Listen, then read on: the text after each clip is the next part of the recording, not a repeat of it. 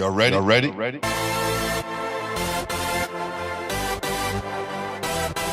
Yes. You have just stepped out into the world of chaos. Where everybody goes hard. Come on. Go hard. Go hard. Go hard. Go hard. Go hard. Go hard. Go hard. Or go home. Never back down. You gotta hold your own.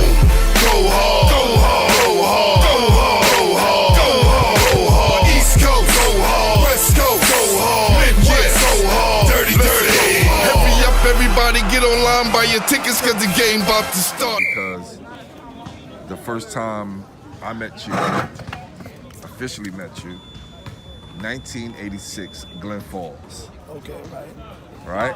Special year for you guys. You and Paco walking down the hall, and you guys say, "What's up, Glenn? Good luck on the game later." And I turned around, I was like, oh shit. Paco and his dad know my name, like they knew who I was. And I was just arriving then, you know what I mean? My junior year. Yeah. And we was up at Glen Falls, and I think that night we were gonna play Malloy the first night.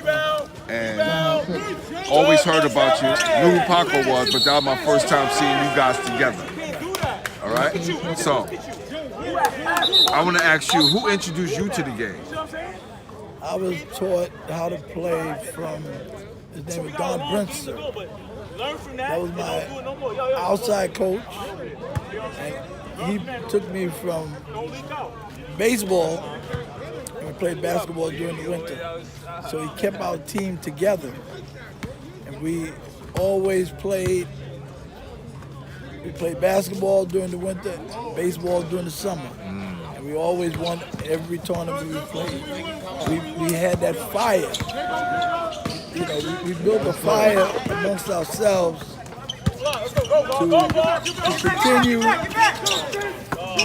to continue playing hard, whether it was baseball or basketball. We always played hard as a team, and we respected one another. He taught us to respect the opponents. Never catch your attitude. We lost very few games. Very few tournaments did we lose, baseball or basketball. But we understood that people can't always win. You can't always win every game. Right. So and that's what I teach in my program, that we're not going to win every game, but at least give 100% effort. Give 100% effort, then I'm with you. If you don't give me 100%, I'll take you out. You sit on the bench and think about it. That's right. Well, listen, Coach Ray Haskins, he's the godfather of the show. Right.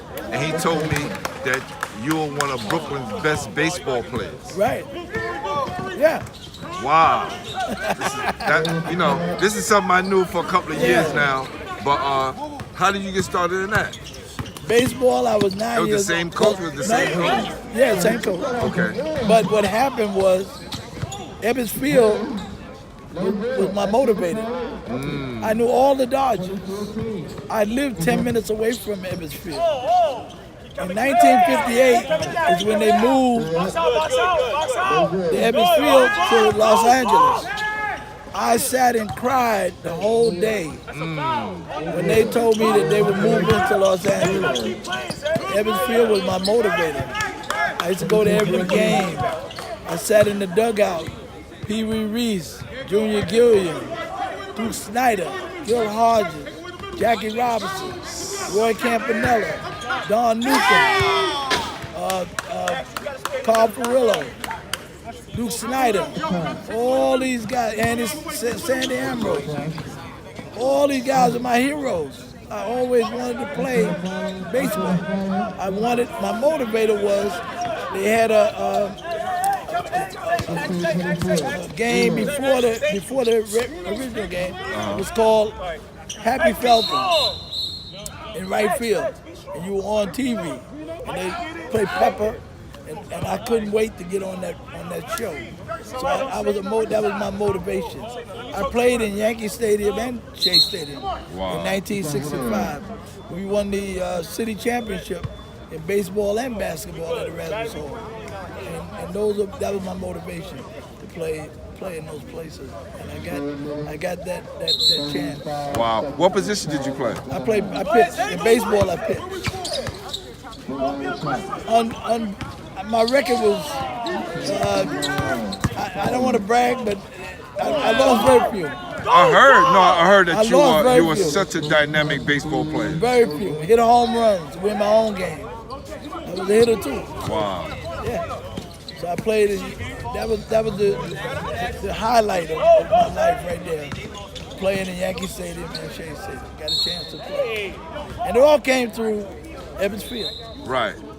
And then the next journey was basketball because you was on one of the greatest high school teams in New York City history. Yeah. I don't think we really got the recognition after. I don't really think, because I think all of my players on my team should have been in the Hall of Fame. That's how good we were. Our practices were tougher than the game. Our practices alone. So at that time, Bernie Curzon was the head coach at Erasmus. He had to step down. He had a bad heart, so he stepped down. But he was there at every game. Albert was a great coach also. Wow. Who was some of the guys that was on that team? Oh, we had George Thompson, Colt Cannon, Ollie Shannon, Frank Payton, Saul McMillan, Barney Schulman, Zigmo.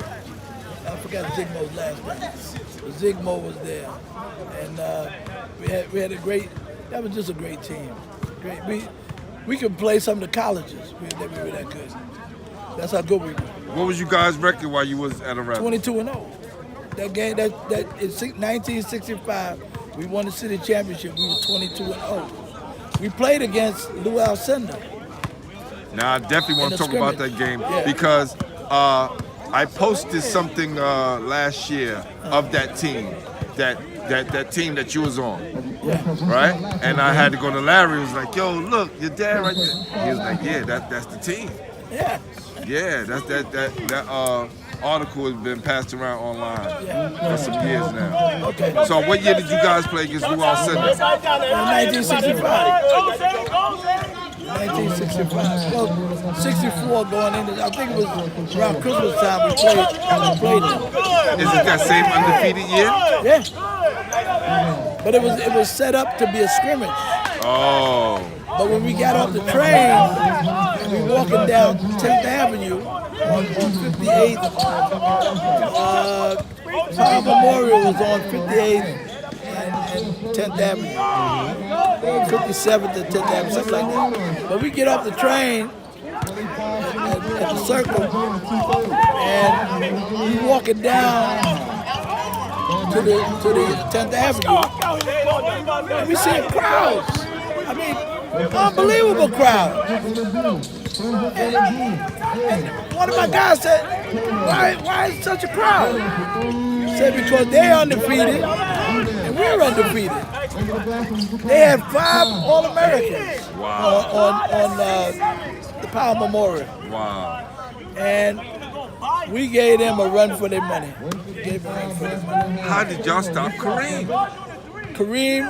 Or Lou Alcindor at the time? Lou Alcindor. I had two monsters inside. I had Colt Cannon and George Thompson. They jumped to the top of the backboard. They didn't care. They didn't care who he was. Played him.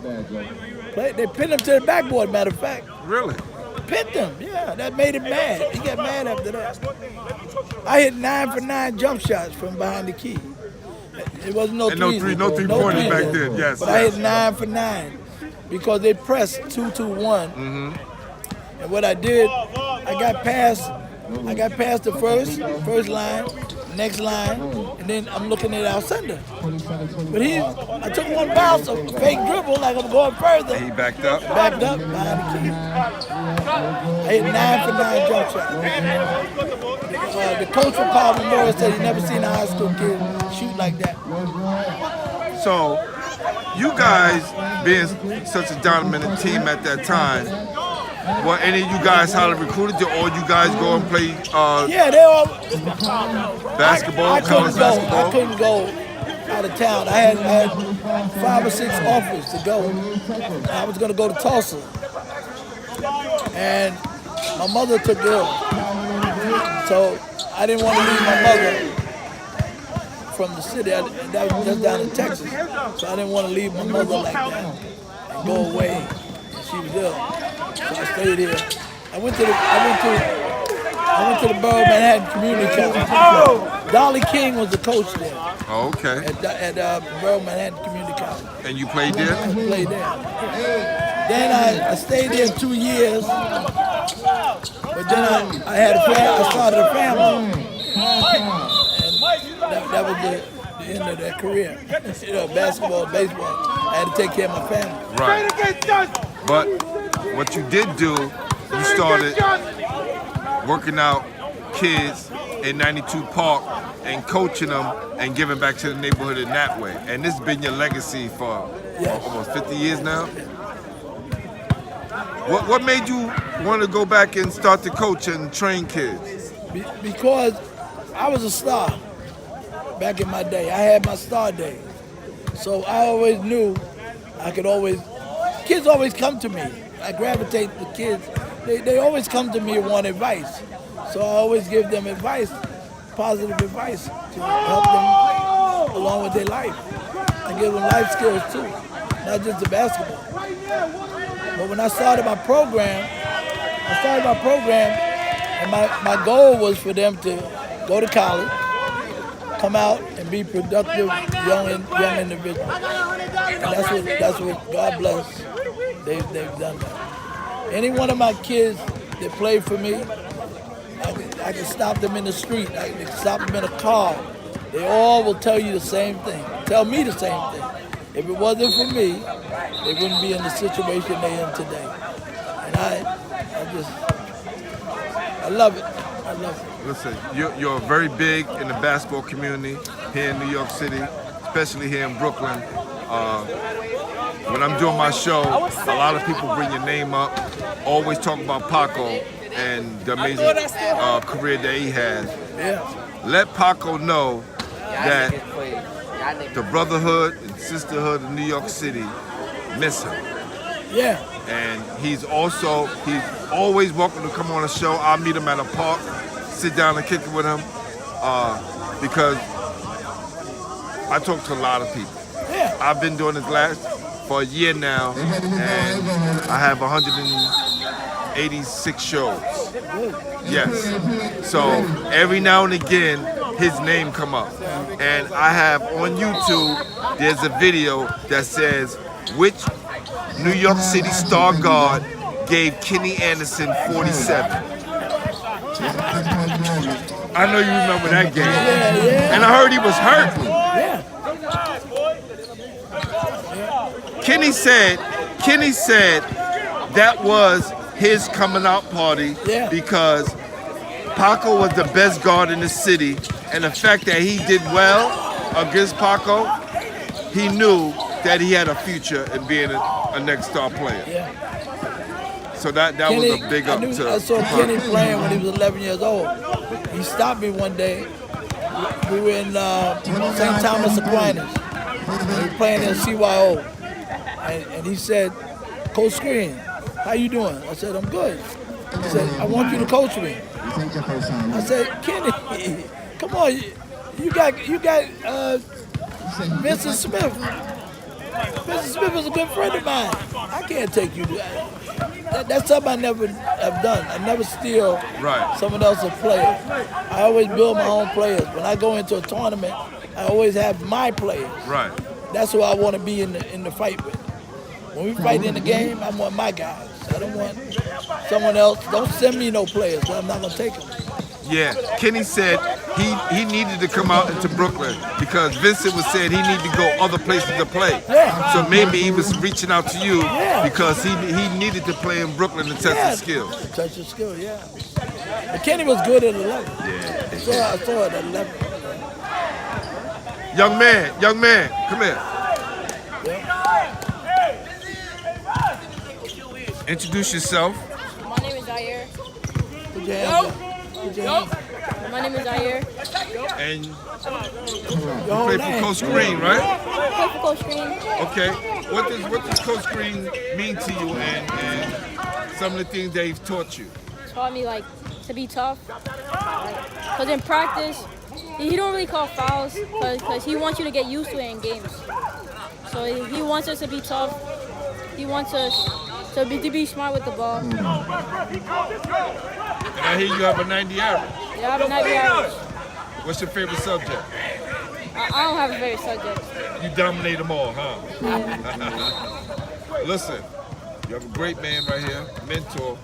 Listen to him, all right? And what you're doing, all right? He's done helped a lot of players out here. And when I was young, coming up, just for him knowing my name meant something to me. All right? So you keep listening and good luck. All right, Coach. So tell me, who are some of the greatest players that you've seen coming up? Oh, my toughest player was the boys high, Eldridge Webb. Eldridge Webb went up for a jump shot one time, and all I saw was sneakers. I've never heard that name. I've heard a lot of Boys High players. I've never heard that name Eldridge before. Webb, I'm going to be honest. he was the baddest thing out there. Von Harper. I heard Von Harper, Boys High was our thorn in the side. Connie Hawkins. But they were our thorn in the side, but we beat them in '65. We beat them 3 times in 1 year. That's never heard of. No team has ever beat Boys High 3 times in 1 season. We beat them 3 times in 1 season. So I know the coaches had a fit. How good was Jackie Jackson? He was great. He could jump to the top of the backboard. His name was Jumping Jackie Jackson, Yeah, right? he could jump to the top. I mean, he was great players. McMillan, Jim McMillan was a great player. Big hands, Jake Big McMillan. hands, yeah. Yeah. What was the guy's name? DeWitt Clinton was a great high school. They turned out a lot of good players.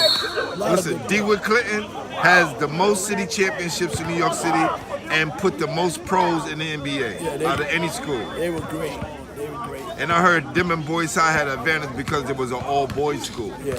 Was Erasmus all boys? No, but what happened, you had zones. You had the zones. Boys High had open zone. They could get players from anywhere. Got you. So that was the difference. Erasmus had a zone. We couldn't take everybody. Couldn't get every player. Did you play on the same team with Billy Cunningham, or did he No, play Cunningham was before me. He was before you. Cunningham and Charlie Donovan was before me. But your team that year, that 22-0 team was the best team. That team was one of the best teams. New York City history. Without a doubt. I would have put us against anybody. Don't care where we played. We played all. The coach took us all over the place because he knew he had something to play. Played Jersey, Long Island. And, we destroyed every team we played. There was no defenses against us. You play zone, we popped them outside shots. We had George Thompson was one of the best jump shooters around. Yeah. Cole Cannon inside, he was only 6'3". Played center. But he matched up against anybody. Those guys were 6'8". He played against them. That's why we were tough. We were tough. Ollie Shannon could outshoot anybody. You guys were great shooters. I was a great shooter. So 9 for 9. So when you put a zone on us, what? And man to man, we going to the basket. We know how to go to the hoop. Like I say, I would have loved for them to have video there. Right. To show these young kids how to really play basketball. Because we were taught the right way to play. Yes, I can't Back say in the that. day, we were taught the right way to play. And that's where I teach my kids. The basic fundamentals is what you need to carry you through. You got the basic fundamentals, you can get through. You're gonna make your high school team if you leave me. Any kid that leaves me is gonna make his high school team. Without a doubt. Because he'll have everything he needs, and the high school coach will see it. Okay? When did you know Paco was gonna be special? You know, I knew he was gonna be special anyway because he's your son. But we talking about strictly basketball here, Coach. Okay, basketball. When he was at the age of 13. At the age of 13, he tried out for I forgot which exact tournament it was, but it was a group of people that tried out, and they cut him. But what happened was that the coach at that time was from Queens, and he picked the whole Queens team. So when I came home from work, I said, "What happened?" He said, "Dad, I got cut." I took him out to dinner. We talked about it. And I said, that's the politics of the game. Now you know the politics now. Now you know what to do. When you run up against those guys, you know what to do. And that's what he did. When he got to high school, he met all those guys. And each one of them, he destroyed them. Remember that fire? He had that fire. You can see it. He was very gritty, very tough, and didn't back down for anyone. When he played against Bishop Lachlan one night, at that time, Pat Quigley was the head coach. Did they have James Majors then? No, it was before. James Majors was before that. But Pat Quigley was the head coach. Yes. Pat Quigley, during the summer, was Paco's coach in 5-star. Didn't pick him for the All-Star team. So you know the fire he had when he saw Bishop Lachlan. Scored 42. That set the school record. 42. So, yeah. Wow. I mean, that was a game, and I was at that game, happened to be at that game too. And there's very few games I miss of my son playing. Because I know the support is part of the game. You gotta support your child.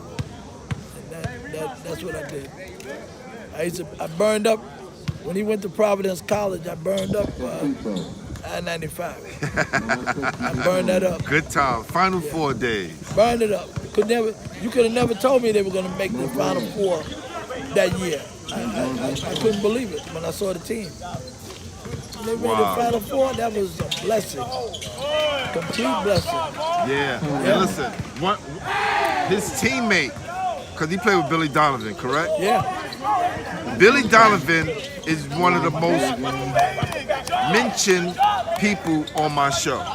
Really? Amazing. You have no idea how many people come on the show Yeah. and talk about how good Billy Donovan Billy was. Donovan was a great player.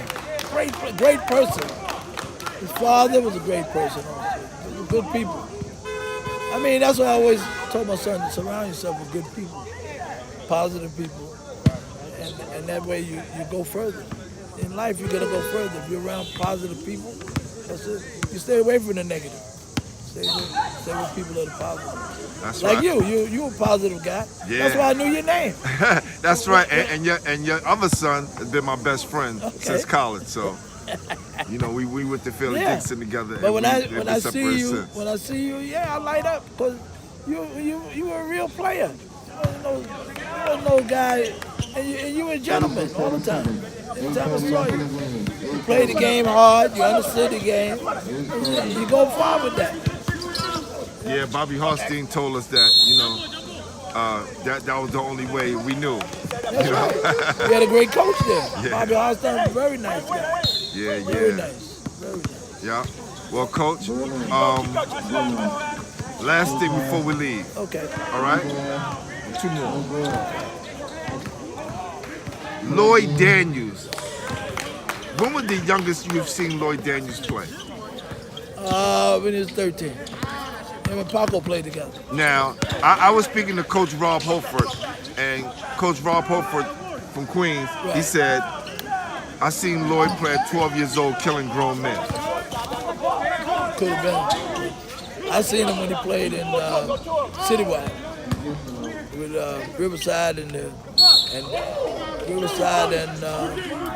Gauchos. He played with the Gauchos at that time. But him and Paco broke up. when the Gauchos thought Paco was disloyal because he went on a trip with Riverside. Yes. But he went on a trip with Riverside because his father and mother gave him permission to go. That's right. And that's my child. So it wasn't nothing. Lou Dalmeda, he just sat there when the coach said, well, he's disloyal. I shook my head. I said, you're not disloyal. I told my son, I said, you're not disloyal. Your father and mother gave you permission. You weren't doing anything at that time. And the coach called up and asked, could you go? And I said, yes. If his mother gives him permission, he can go. All the schoolwork was up to par. And he was out of school. And it was it was a big vacation time. So he went on the trip. It wasn't a big deal to me. And at that time, Lloyd his skill set was far superior to everybody else at that time. I seen them at Long Island All-Star game. And Paco and Lloyd put on the show. They destroyed the team. Destroyed them. Two men, they never seen two guys destroy them like that. That's right. That's right. What do you think about your thoughts on AAU? And is it helping or hurting our kids? No, I never joined AAU. I always wanted to play my guys against AAU because it's good competition.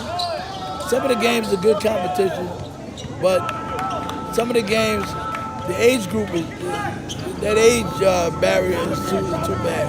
It's too much leniency with older guys. They get to reclass back and be older. Yeah. The kids they playing against. Yeah, they're playing against reclass players, and they're older. I don't like that. If you're 12, you should be playing with 12. Right. If you're 13, you should be playing with 13. That's the way I feel. Solid. Yeah. All right, Coach. Top 5 players in New York City history. Oh, now you put me on the spot. But New York, Yes. New York always had the best players. Top 100, they always had at least 40 top players.